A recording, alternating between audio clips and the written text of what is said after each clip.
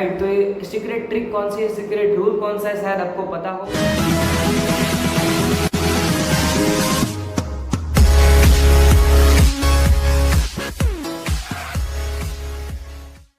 Hello and welcome to my YouTube channel. तो जैसे आपने थंबनेल में देखा और टाइटल पढ़ा, आपको पता चल चुका है कि ये वीडियो होने वाला है about how to get rich, right. यानी कि रिच होने का सबसे सिंपल रूल कौन सा है और वो अप्लाई करना ही पड़ता है अगर रिच होना है तो, राइट। सो वो सारी की सारी चीज़ें मैं आज की वीडियो में एक्सप्लेन करने वाला हूँ, तो एंड तक बने रहना और अच्छे से अंडरस्टैंड करना। देखो, रिच तो हम सब होना चाहते हैं, लेकिन एक रूल है जो कि सबको रोकता है रिच होने से। यानी कि वो रूल नहीं रोकता है, लेकिन इंसान अपने आप को उस रूल के अकॉर्डिंगली डिवाइड कर देते हैं, राइट। तो ये सीक्रेट ट्रिक कौन सी है, सीक्रेट रूल कौन सा है, शायद आपको पता हो, शायद आपको पता ना हो, लेकिन इस वीडियो के अंदर मैं बहुत अच्छे से एक्सप्लेन करने वाला हूँ। Okay, so first of all मैं आपको एक रेशियो समझाता हूँ जो कि प्रेजेंट करता है कि पूरी दुनिया के जो 95% लोग हैं, कुछ ऐसे कैटेगरी के 95% लोग जिनके पास सिर्फ 5% पैसा है, लेकिन एक ऐसी दो कैटेगरीज है जहाँ पे सिर्फ 5% लोग हैं लेकिन फिर भी उनके पास पूरी दुनिया का 95% पैसा है।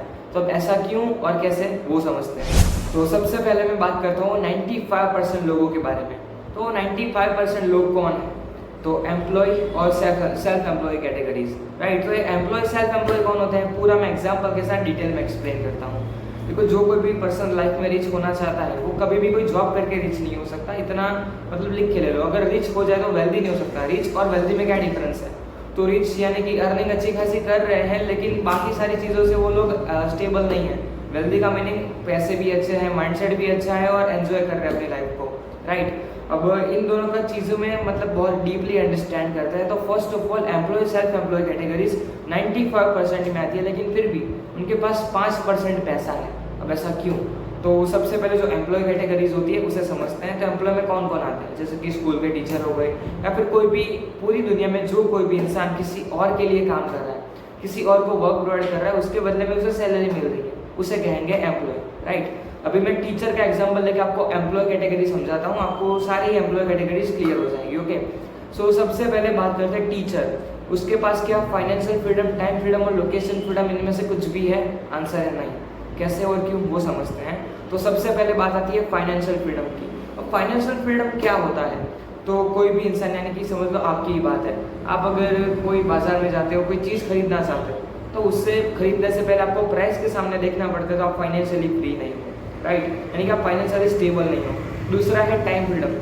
टाइम फ्रीडम यानी कि आप अपनी मर्जी के हिसाब से जब चाहो तब काम कर सको, लेकिन वो भी नहीं होता।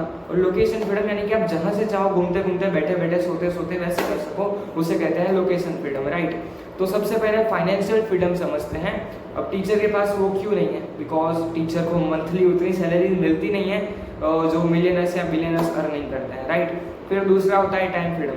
अब अगर टीचर ये कहेगा प्रिंसिपल को कि मैं है ना डेली इवनिंग 7:30 बजे से सुबह के 7 बजे तक पढ़ाएंगे, चलो बीच में थोड़ा सा ब्रेक लेकर, या फिर रात के 7:30 से रात के 10 बजे तक पढ़ाएंगे, क्या ये चीज़ पॉसिबल है?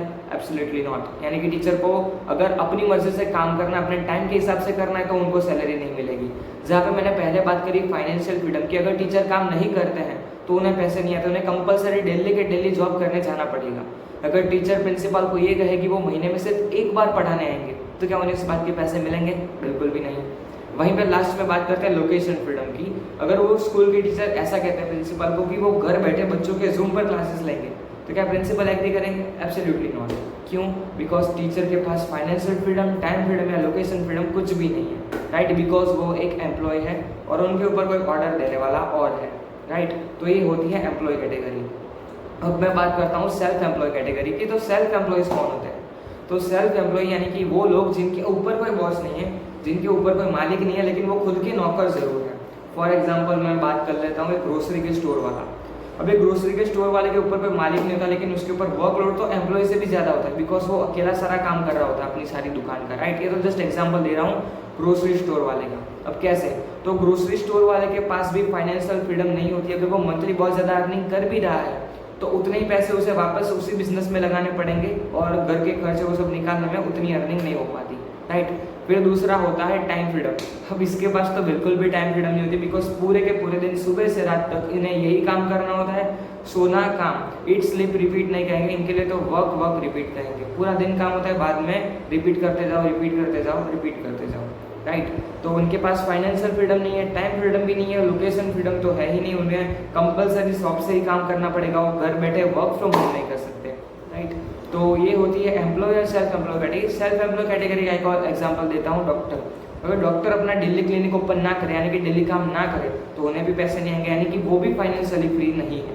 फाइनेंशियल फ्रीडम में एक ऐसे कॉन्सेप्ट से समझा रहा हूँ कि पैसिव इनकम, यानी कि आप अगर काम ना भी करो तो भी आपको पैसे आते रहे, उसे कहते हैं financial freedom according to some case, right, according to me some time. Because जब आप काम नहीं भी कर रहे हो तो भी आपको अच्छी खासी इनकम आ रही है, वो सबसे बड़ा बेनिफिट है, राइट। तो अब बात करते हैं वो कैटेगरी जहाँ पे सिर्फ और सिर्फ 5% लोग हैं, लेकिन फिर भी वो लोग 95% पैसा कमाते हैं। अब ऐसा कैसे?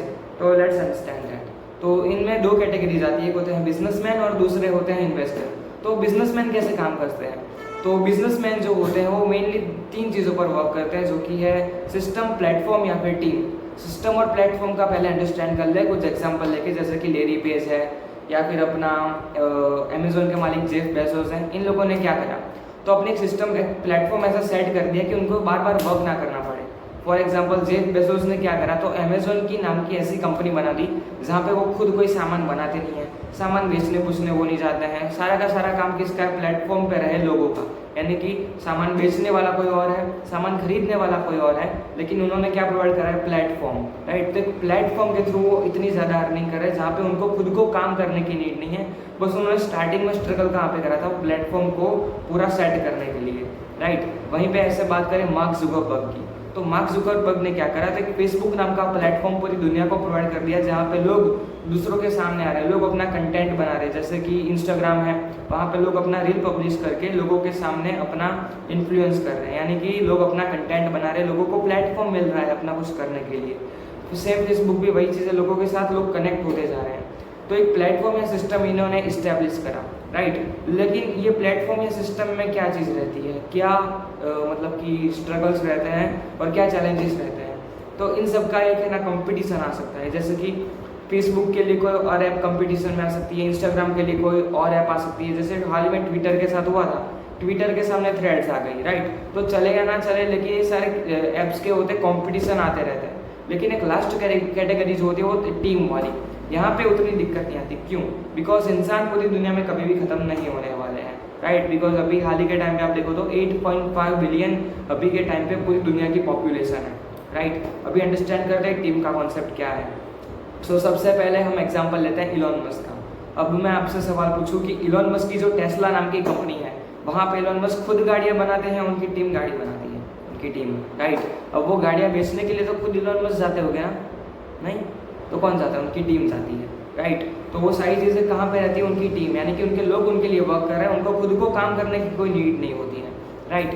तो इसे कहते हैं टीम वाला वर्क, यानी कि टीम वर्क, जहाँ पे एक बिजनेसमैन जो होता है वो टीम के थ्रू अपनी अर्निंग करता है। वैसे एग्जांपल ले मुकेश अंबानी का, तो मुकेश अंबानी जी ने क्या करा, तो अपना एक ऐसी टीम सेट कर दी जियो की, जो कि अभी हाल ही के फिलहाल के टाइम पे उनकी वर्क अपने पूरे इंडिया में चल रही है, राइट। तो उन्हें वर्क करने की नीड नहीं है, उनके एम्प्लॉयज़ उनके लिए वर्क करते हैं। तो बिजनेसमैन में सबसे बेस्ट चीज़ है कि अपने एक ऐसी टीम इस्टेब्लिश करो कि जो आपके लिए काम करे और आपको दूसरी बार काम करने की नीड ना पड़े, बस आपको क्या करना पड़ सकता है, तो टीम को थोड़ी सी ट्रेनिंग देनी पड़े या फिर थोड़ा सा सुपरविजन करना पड़े, राइट। लेकिन अगर मैं ये कहूँ कि यही चीज़ आप अगर ऑनलाइन कर सकते हो तो कैसे रहेगा, बिकॉज देखो इन सबको तो कंपनी इस्टेब्लिश करने के लिए, लोगों को हायर करने के लिए ऑफलाइन जाना पड़ा था, सारी चीज़ें ऑफलाइन रहेगी, लोगों को कन्विंस करना, फिर खुद की कंपनी बनाना, प्रोडक्ट को डिलीवरी कैसे करना, मार्केटिंग कैसे करनी, एक्सेट्रा बहुत सारी चीज़ें रहती है, बहुत सारी झंझट रहती है। लेकिन मैं अगर आपको एक ऐसा प्लेटफॉर्म प्रोवाइड करूँ जहाँ पे 98% चीज़ें ऑलरेडी सेट है, यानी कि कंपनी भी है, प्रोडक्ट भी, आपको सेलिंग बिलिंग भी नहीं करनी है, कुछ भी नहीं करना है, लेकिन फिर भी आप कंपनी के बिजनेस ओनर होकर उस टीम के लिए अपना प्रमोशन करके, यानी कि वो बिजनेस को आगे बढ़ा के, बिजनेस का प्रचार करके, मतलब कि चिंगम मार्केटिंग से नहीं, मैग्नेटिक मार्केटिंग से अपना प्रमोशन करके एक अच्छी खासी अर्निंग जनरेट कर सकते हो।